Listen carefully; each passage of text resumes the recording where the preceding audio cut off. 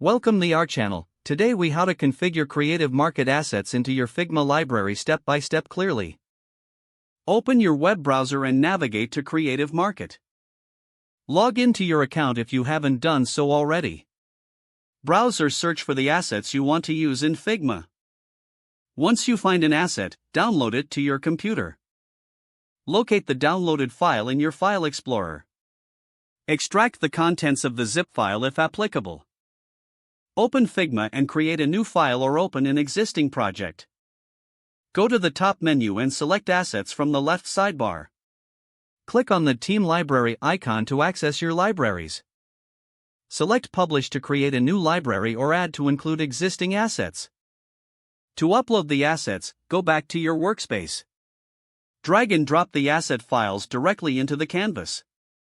Resize or arrange the assets as needed for organizational clarity. Select the assets you want to save to your library. Right-click and choose Create Component from the drop-down menu.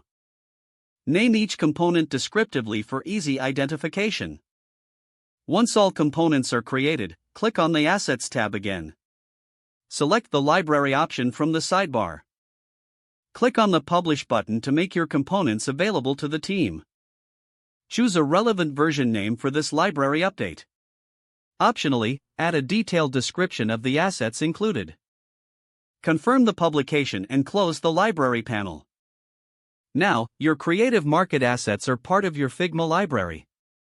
Access these assets anytime by navigating to the Assets panel in Figma. You can drag and drop them into any project you're working on. Enjoy the streamlined workflow and enhanced design capabilities.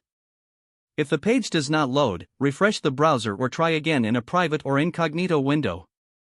Make sure you are using the correct email address, then retype it carefully to avoid small typos. Don't forget to like this video and subscribe to our channel for more step-by-step tech guides.